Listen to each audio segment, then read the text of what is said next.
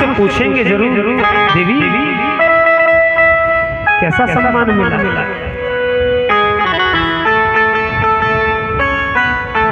खड़े होकर के मन में विचार करिए कि वापस भी नहीं जाना है। अग्नि को प्रकट किया और सती जी ने अपने पूरे देह को उसको जला करके भस्म कर दिया। बोले गोविंद भगवान की। भोलेनाथ समाधि में लिए, देवताओं के माध्यम से बाहर आए समाधि से, मालूम पड़ा कि सती का देहांत हो।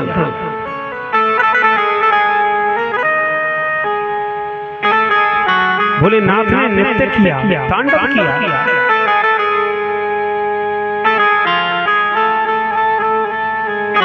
जटा के माध्यम से पत्थर में जटा मारी, एक पुत्र को पैदा किया जिसका नाम था वीरभद्र। आदेश दिया कि मुझे दक्ष का शीश चाहिए। प्रभु जी हवन चल रहा था, यज्ञ चल रहा था, कटके यज्ञ में गया। बोली गोविंद भगवान की। अब भोलेनाथ इतने भोले हैं भैया, हवन पूर्ण नहीं हुआ और जब प्रसूति ने जाकर के भोले बाबा से विनती की थी ना, प्रभु बिना शीश के यज्ञ कैसे होगा, तो बकरे का शीश लगा दिया। ले अब तो ठीक है। सुखदेव जी कहते हैं राजन, तीनों पुत्रियों का बड़ा ही अद्भुत चरित्र रहा।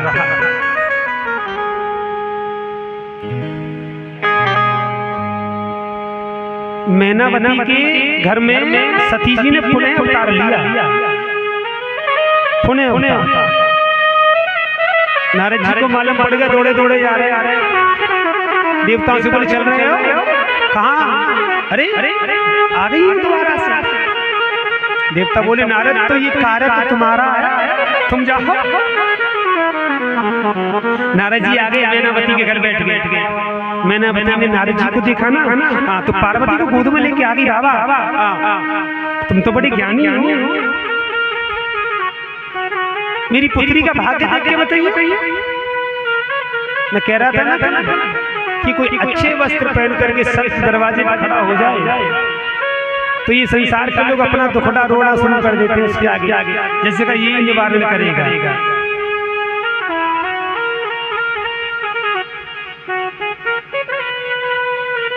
पूछो।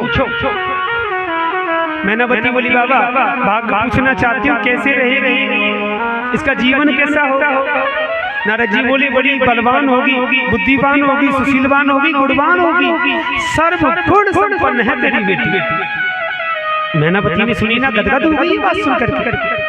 बाबा सत्य कह रहे हो? बोले हाँ सत्य कह रहा हूं, पर बाबा मैं चाहती हूँ कि इसको वर कैसा मिलेगा ये और बता दीजिए बस। नारद जी सोच रहे हैं या तो मैं बतावे ही आया हूँ और काय को आया हूँ। भैया तेरी पुत्री के लिए वर ऐसा मिलेगा कि कोई कष्ट नहीं होगा जीवन में। बाबा बताओ तो सही थोड़ा सा। हाँ कि मैया आदत हो तुम्हें सोचो कि बुराई कर रहे हो, ने कुछ बात बातों पड़ जाए पूरी बताओ भैया। मैंने बाबा बताओ ना कैसा मिलेगा। मैया तेरी पुत्री को सबसे भारी सुख तो ये है कि कभी भोजन ना बनाना पड़े। अब मैंने बड़ी विचार कर रही है कि ऐसा ऊंचा खानदान हो तो 10-20 नौकर लग रहे होंगे जरूर। और देख सुन मैया वस्त्रों न धोने पड़े। बड़ी प्रसन्न हो रही है सुनकर कि मेरी पुत्री बड़े आराम में रही। वैसे ये जीवन की बड़ी विडंबना है मैया, अपनी पुत्री तो पुत्री है और दूसरी की पुत्री। बताओ